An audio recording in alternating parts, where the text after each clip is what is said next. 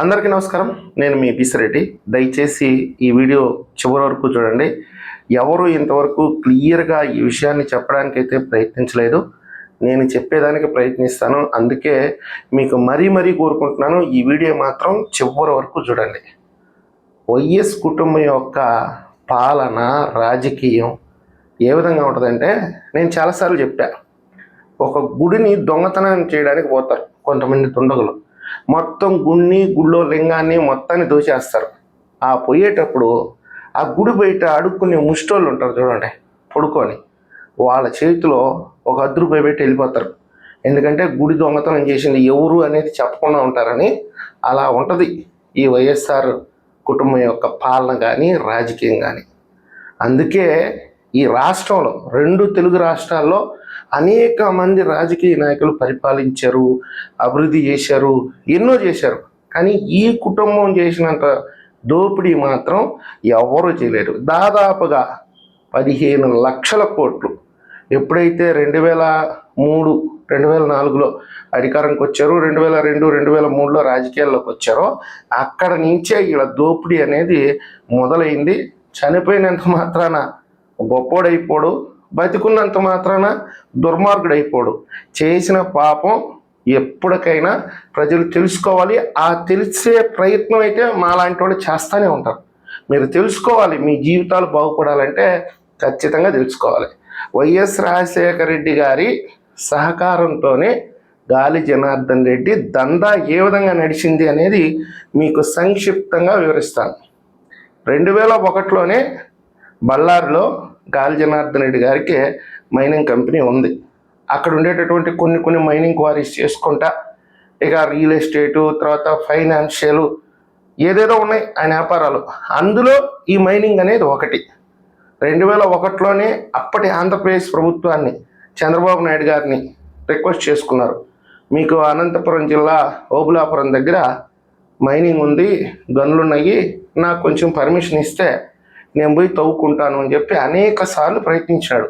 కానీ చంద్రబాబు నాయుడు గారు అవకాశం ఇవ్వలేదు.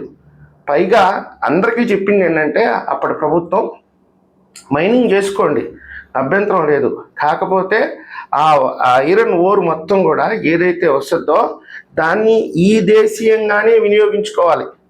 విశాఖ ఉక్కు పరిశ్రమకైనా తరలించుకోండి, లేదా ఎక్కడికైనా సరే, చెన్నైకి కానీ, బెంగళూరుకి కానీ, లేకపోతే ఏ రాష్ట్రానికైనా సరే, అక్కడ ఉండే ఐరన్ ఓర్ మొత్తం దేశీయంగానే ఉపయోగించుకోవాలి అనే కండిషన్ అయితే కేంద్ర ప్రభుత్వ ఆదేశాలు అనుసరించి రాష్ట్ర ప్రభుత్వం కూడా చెప్పింది. ఇది చట్టబద్ధత కలిగినటువంటి ఆదేశాలు. అయితే వీళ్ళకి వచ్చింది ఏంటంటే, ఆ ఐరన్ ఓర్ అనేది ఎక్కడికన్నా దేశీయంగా ఉపయోగిస్తే పెద్ద డిమాండ్ లేదు, రేటు కూడా పలకదు. అదే కనుక ఇతర దేశాలకు కానీ ఎక్స్పోర్ట్ చేసుకుంటే మంచి గిరాకీ. అయితే ఇదంతా చాలా వక్రీకరించింది మీడియానే. కొంత మీడియా ఏంటంటే ప్రజలను తప్పుదారి పెట్టించింది. నేను చెప్పేది వాస్తవాలు. అనేక సార్లు ప్రయత్నించినా కానీ చంద్రబాబు నాయుడు గారు పర్మిషన్ ఇవ్వాల. అందుకే 2004 ఎన్నికలకు ముందు రాజశేఖర రెడ్డి గారికి ఫైనాన్షియల్గా జనార్దన్ రెడ్డి గారు ఎంతో సహాయం చేశాడు. ఆయన పాదయాత్ర మొదలు ఎన్నికల ప్రచారం గారికి కొన్ని హెలికాప్టర్లు కూడా పంపించి, కొంతమంది ఎమ్మెల్యేలకు డబ్బులు ఇచ్చి, ఆ 2004 ఎన్నికల్లో విజయం సాధించిన తర్వాత ఒక 6 నెలల్లో 7 నెలల తర్వాత టెండర్లు ఓపెన్ చేశారు. ఇది మహా విచిత్రమైనటువంటి విషయం. ఇప్పుడు టెండర్లు వేశారనుకోండి, అది 1వ తేదీ నుంచి 10వ తేదీ వరకు ఆ బిడ్లు వేసుకోండి అని ఆహ్వానిస్తారు. కానీ ఇక్కడ వీళ్ళు ఏం చేశారంటే, 1వ తేదీ నుంచి 10వ తేదీ వరకు, అంటే మీకు ఎగ్జాంపుల్ చెప్తున్నా, బిడ్లు వేసుకోండి అని చెప్పి అన్నీ వేసుకునే తీసుకొని, ఏ రోజైతే గాలి జనార్దన్ రెడ్డి కుటుంబం వేసిందో వాటిని మాత్రమే ఫైనల్ చేశారు. అదేంటయ్యా, మేము ముందు వేస్తున్నాం కదా అంటే, అట్ట కుదరదు, ఏ రోజైతే ఎక్కువ అప్లికేషన్ వచ్చాయో ఆ తేదీని మేము పరిగణిస్తాము అని చెప్పి చట్ట విరుద్ధంగా వ్యవహరించి గాలి జనార్దన్ రెడ్డికే ఆ మైనింగ్ పట్టం కట్టారు. అయితే గాలి జనార్దన్ రెడ్డి ఆల్మోస్ట్ ఆల్ చైనాతో ఒప్పందం చేసుకున్నాడు. అక్కడ 110 హెక్టార్లు ఇస్తే దాదాపుగా 350 హెక్టార్ల వరకు తవ్వి పారేశారు. చాలామంది పోరాటాలు చేశారు. ఇది అన్యాయం, అక్రమం, ఈ దేశ సంపదని కొల్లగొట్టుకొని ఇతర దేశాలకు ఇచ్చేస్తున్నారు, ఇది దేశీయంగా వాడుకోమని చట్టంలోనే ఉంది. బ్రిటిష్ వాళ్ళు పరిపాలిస్తున్నప్పుడే ఆ చట్టం చేశారు. అంటే బ్రిటిష్ వాళ్ళకు ఉన్నటువంటి అభిమానం కూడా ఈ రాజశేఖర రెడ్డి గారి కుటుంబానికి ఈ దేశం మీద, ఈ రాష్ట్రం మీద లేదు. వాళ్ళు ఎలా తోలేరంటే మేఘాల మీద రాజశేఖర రెడ్డి కృష్ణపట్నం పోర్టులో ఒక బెడ్ వేసేసి ఇమీడియట్గా, అంటే ముందు ఈడు రవాణా కోసంగానే ఈ కృష్ణపట్నం పోర్టుని అంత మేఘాల మీద రెడీ చేసి 2005 నుంచే బిగిన్ చేసేసారు ఎక్స్పోర్ట్.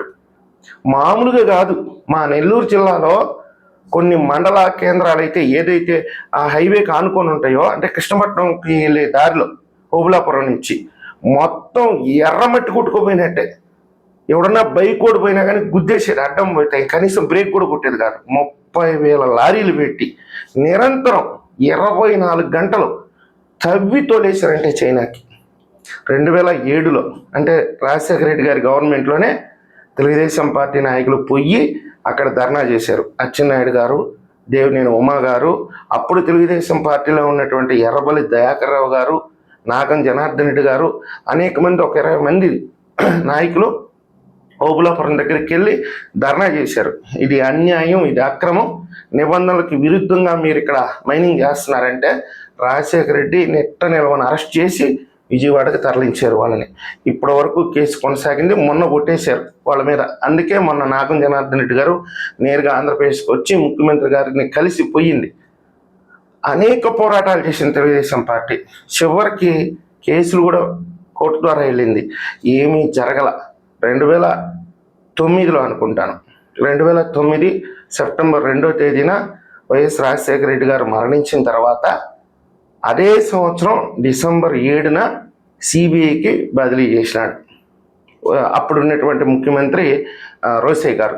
అంటే కొంచెం ముందు సిబిఐకి బదిలీ చేశాడు, కానీ కేసు నమోదు చేసింది డిసెంబర్ 7, 2009. అప్పటికి రాజశేఖర రెడ్డి గారు లేరు.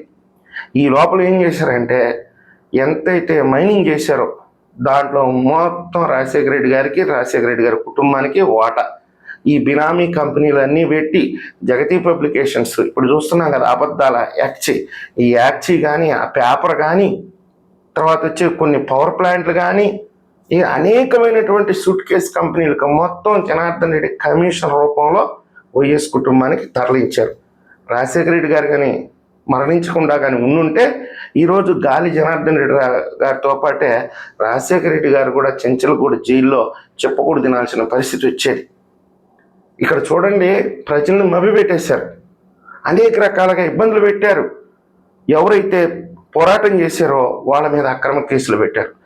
ఆనాడు ప్రతిపక్షంలో ఉన్నటువంటి చంద్రబాబు నాయుడు గారు వల్లే చాలామంది సాక్షులు బతికి బట్టగట్టగలిగారు, సిబిఐకి సాక్ష్యం చెప్పగలిగారు. ఇది నగ్న సత్యం. కావాలంటే ఆ కేసులో ఎవరైతే సాక్షులుగా ఉన్నారో వాళ్ళని పోయి విచారించుకోండి, మీరు పబ్లిక్గా విచారించుకోండి. దాంకొని వెళ్ళిపోయారు, పరారైపోయారు రాష్ట్రం వదిలిపెట్టి. ఆ తర్వాత వాళ్ళని అందరినీ తీసుకొచ్చి సిబిఐ దగ్గర సాక్ష్యం చెప్పించింది. కీలకంగా వ్యవహరించింది తెలుగుదేశం పార్టీ, వాళ్ళకి అండగా నిలబడింది.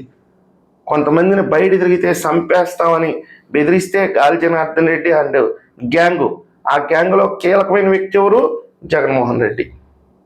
గాలి జనార్దన్ రెడ్డి 2011లో అరెస్ట్ అయ్యేంత వరకు కూడా ఇట్లా జగన్మోహన్ రెడ్డికి, గాలి జనార్దన్ రెడ్డికి అవినాభావ సంబంధం, అన్నాదమ్ముల లాగా.